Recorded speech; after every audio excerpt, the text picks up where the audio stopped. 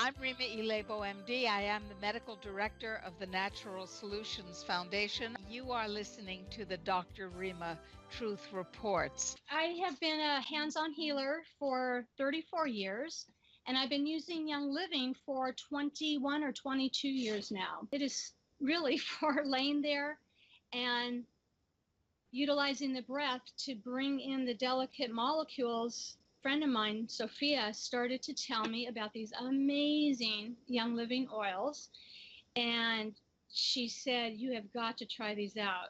They are so amazing. During that time, I ended up going to Sophia for a healing session because I was actually going through a difficult emotional time. I had a big breakup and my heart was very heavy and I was grieving a lot. And I had tried so many things and nothing really shifted it. And I thought the only thing I've not tried yet was maybe to get a massage to move some physical energy, therefore my emotional body would be affected. And I walked into her place, I was crying and really grieving for months and months. And so she starts working on me and she takes 2 drops of the Joy Blend, which has the rose oil in it.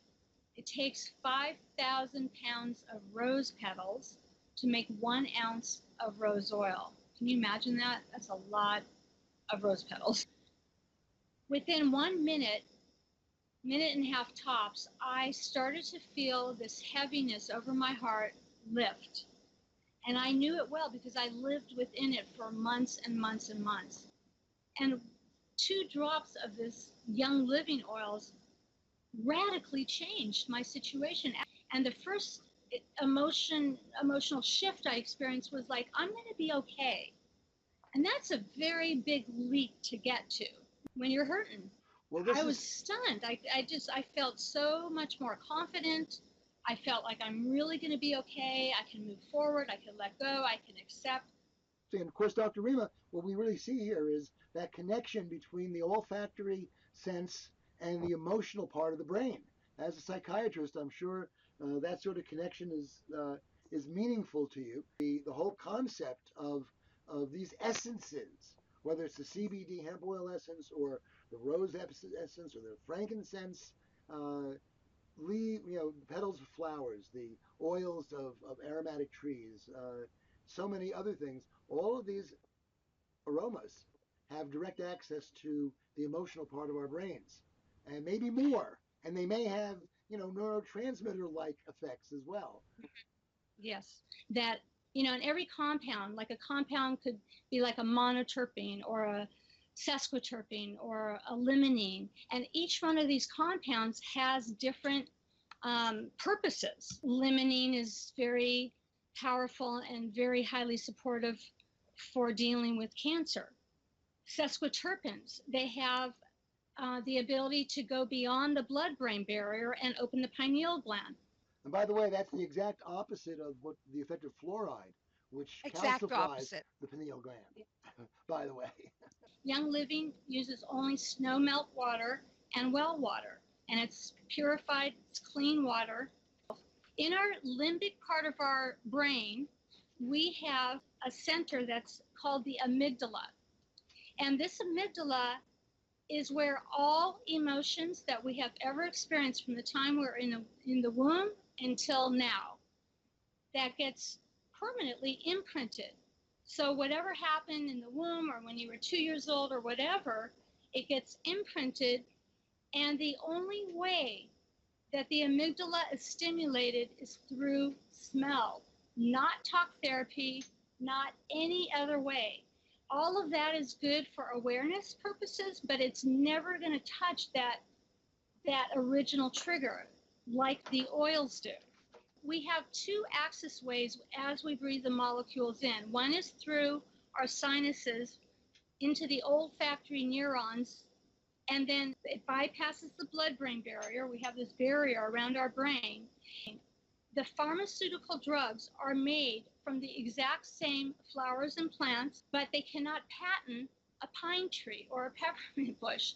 Pharmaceutical drugs, the molecules are very large, and they cannot bypass the blood-brain barrier. Why the oils are so effective is because of the small molecular structure and how easily and readily they go right past the blood-brain barrier and go to work. They have their own mission and they know where to go. They know what to do. We just have to open the bottle and get it on and breathe them in. Go in the aroma dome, drink them in your water, take baths in them, prepare your food with them. I mean, there's so many ways to use these oils. It happens layer by layer. Let's say somebody had some big traumatic event. You know, you're not going to go from trauma to joy in one breath. Maybe start with breathing in Trauma Life, which is a blend from Young Living. And it's incredible. You know, 2 drops under the tongue when there's a big traumatic situation is very difficult. But it really quickly changes that. So like what happened to me, you know, with that joy blend, I felt, oh, I'm going to be okay. And I didn't feel that 5 minutes before when I first tried that oil. No way. Not even close. You know, I'd been living with this thing for months. I got a letter that really brought tears to my eyes just a few weeks ago. And it was from an American female soldier in the U.S. Army. And she wrote to me, and she was telling me that soldiers, every minute, another soldier takes its life. The president of Natural Solutions Foundation,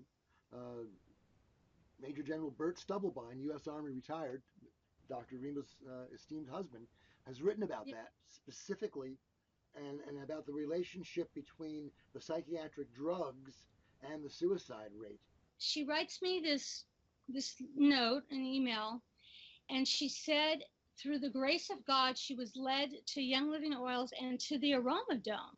And she said in one session, she no longer had that feeling of wanting to take her life. And she has been telling as many of her soldier friends as possible. We all have, different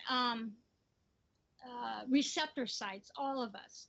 And so let's say there's, 3 people that have allergies, and we give them RC, which is for respiratory congestion. It's a great respiratory blend. And for 2 of them, it works right away.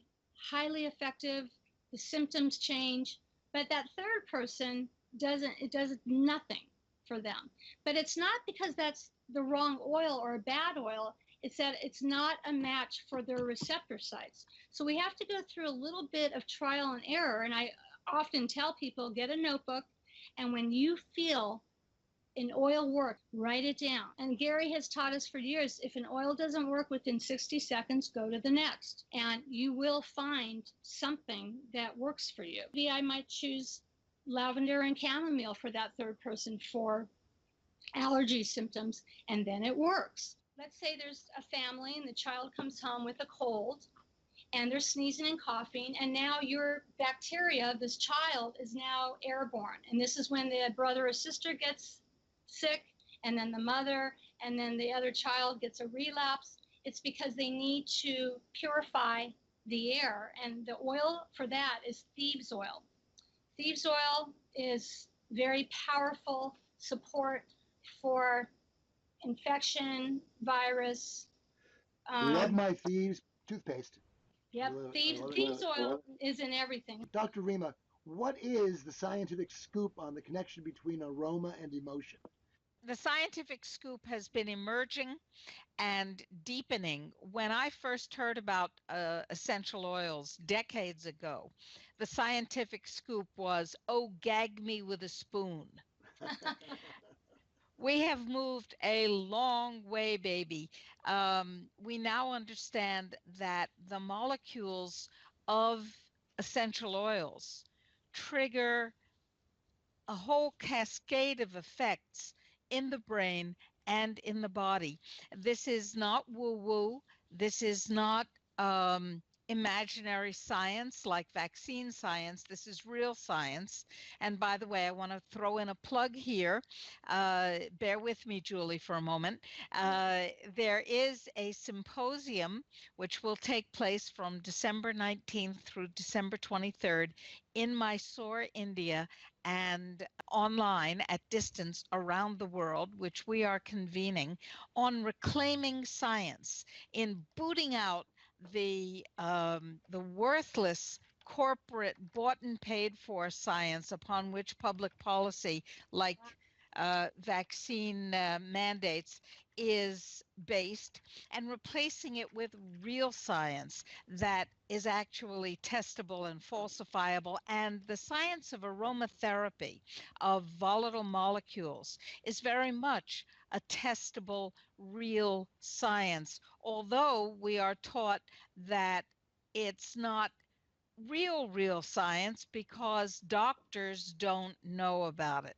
Let me tell you that what doctors don't know about is frequently the realest science and the most advanced science, because the pharmaceutical industry controls the education of physicians. And now imagine if we have thieves oil and nanosilver and CBD and helichrysum, for example, and the doctor says, well, uh, you have an infection. And so what we need to do is treat it from a variety of directions with nothing that can be patented, or with something like nanosilver 10 parts per million, which is patented, but which is not a drug. It's a nutrient and therefore inexpensive.